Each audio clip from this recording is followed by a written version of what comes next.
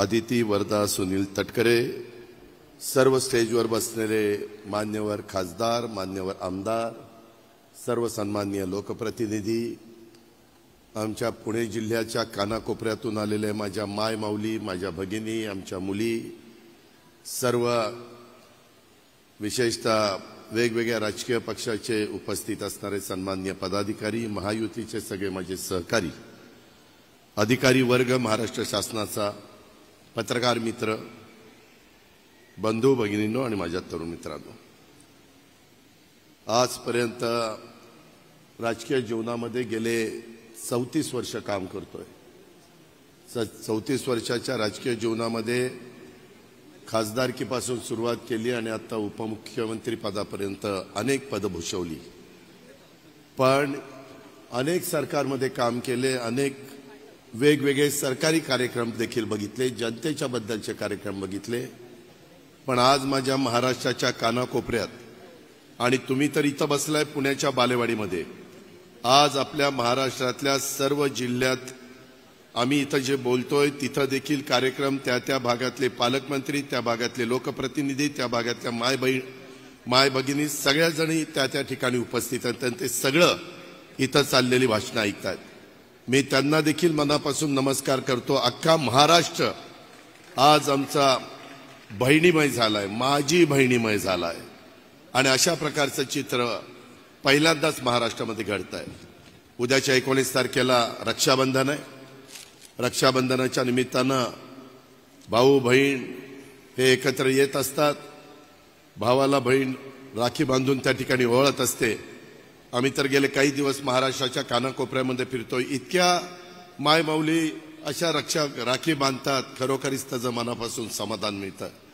ज्या उद्देशाने महायुतीच्या सरकारने यावेळेसचा अर्थसंकल्प सादर करत असताना मी आपल्या मार्फत महाराष्ट्रातल्या सगळ्या माझ्या बंधू भगिनींना सांगतो की असा कुठलाही वेगळा काही आमच्या मनामध्ये भावना नव्हती। फक्त आपल्या शिवछत्रपतींच्या महाराष्ट्रामधली, शाहू फुले आंबेडकरांच्या महाराष्ट्रातली महिला ही अधिक सक्षम झाली पाहिजे, अधिक सबल झाली पाहिजे। इतके दिवस आपण पहिलं, दुसरं, तिसरं, चौथं 4 महिलांची धोरणं आणली, महिलांना मान, सन्मान, प्रतिष्ठा प्राप्त करून दिली, वेगवेगळ्या पदावर देखील त्यांना संधी दिली आणि त्या संधीचा उपयोग देखील त्यांनी अतिशय चांगल्या प्रकारे केला। परंतु हे सगळं करत असताना मगाशी तुम्ही जी छोटी फिल्म बघितली त्याच्यामध्ये कुठं महिला आपापसात चर्चा करत असताना संसाराला लागल्यानंतर त्यांचं पण काहीतरी स्वतःची अपेक्षा असते ना, तिची पण इच्छा असते। आमची खुरपणीला जाणारी महिला असेल, आमची कचरा गोळा करणारी महिला असेल, आमची त्या ठिकाणी कचरा गोळा करणारी, झाडू पोतना करणारी, धुणं भांडी करणारी, किती प्रकारची कामं आपल्या महिला त्या ठिकाणी करत असतात।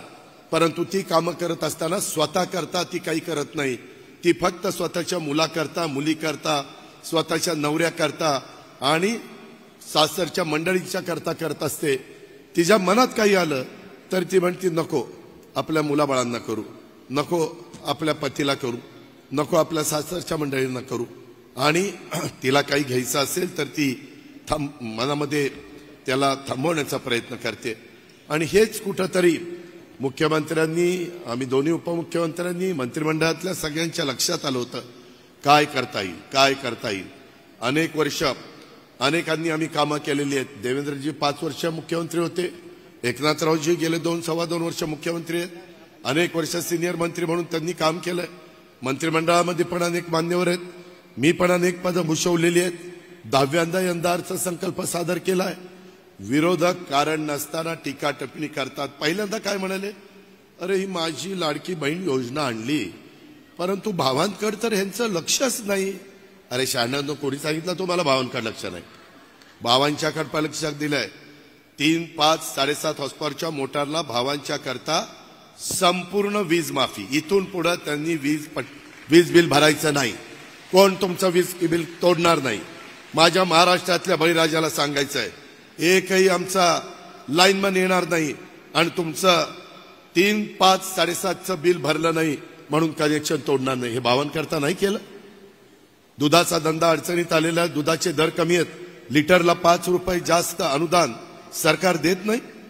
हे भावांच्या व्यवसायाला आमची मदत नाहीये. त्याच्यामध्ये युवक युवती त्यांना प्रशिक्षणार्थी करता वेतन सुरू केलं का, तर त्यांनी स्वतःच्या पायावर उभं राहण्याच्या करता काही व्यवसाय केला पाहिजे, परंतु ते शिक्षण तर दिलं पाहिजे. प्रशिक्षण आम्ही देतोय आणि ते प्रशिक्षण घेताय म्हणून वेतन आम्ही देतोय, असं फार क्वचित बघायला मिळतं. परंतु हे सरकार सर्वसामान्य जनतेचं सरकार आहे. हे शेवटच्या माणसाचा चांद्यापासून बांध्यापर्यंत सगळ्यांचा विचार करणारं सरकार आहे आणि त्याच्यातून ह्या चांगल्या चांगल्या योजना आणलेल्या आहेत. आता ह्या योजनेला पहिला तर विरोध केला, काही जण कोर्टात गेले, कोर्टात पण टिकलं नाही. आता तर महिला चांगल्या प्रतिसाद द्यायला लागल्यात, त्यांच्या चेहऱ्यावर एक हसू दिसायला लागलंय, आनंद दिसायला लागलाय, समाधान दिसायला लागलंय.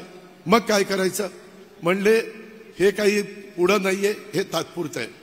मी राज्याच्या मुख्यमंत्री, उपमुख्यमंत्री आणि आमच्या सगळ्या सहकाऱ्यांच्या साक्षीनं सांगतो, हे आता अजून आमचे 5 महिने या सरकारचे आहेत. हे 5 महिने तर तुम्हाला जवळपास 5 महिन्याचे 7,500 रुपये मिळतीलच.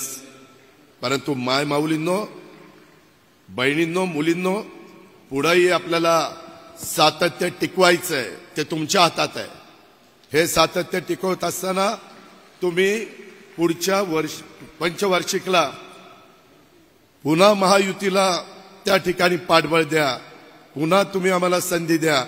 पुढच्या 5 वर्षात तुमच्याकडं 90,000 रुपये 5 वर्षामध्ये देण्याचं काम आम्ही सगळेजण करून देतो. आम्ही कामाची माणसं आहेत, आम्ही शब्दाचे पक्के आहोत, आम्ही वेळ मारून देणारे नाहीये. जे बोलतो ते करतो, हे सगळ्या महाराष्ट्राला माहिती आहे. आणि त्याच्यामुळं आज विरोधक जे सांगतायत, आता टीका बंद केली तरी काही मधून अधून काहीतरी त्यांना सुचतच असतं, त्याच्याकडे दुर्लक्ष करा.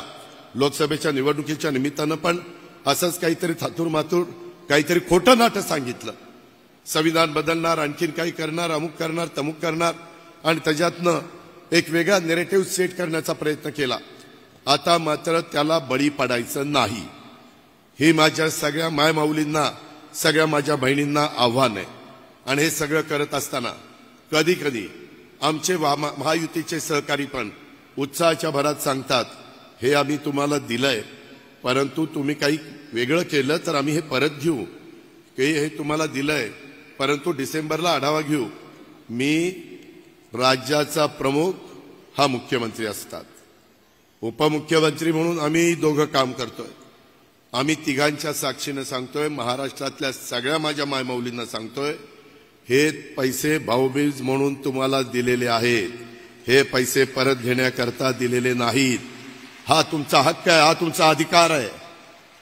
आणि त्यामुळं कुणी काही वेगळं बोलत असतील तर त्याच्यावर विश्वास ठेवू नका. कुणी काही बोललं तर लगेच त्याच्यावर आमच्यावर टीका टिप्पणी होती. सरळ त्यांना सांगा, आम्हाला त्या दिवशी तिघाही भावांनी सांगितलंय, कुणी आम्हाला दिलेलं काही आमचं काढून घेऊ शकत नाही. जे दिलेलं ओवाळणी आहे ती तुमची आहे आणि ती तुमच्याकडेच राहणार आहे.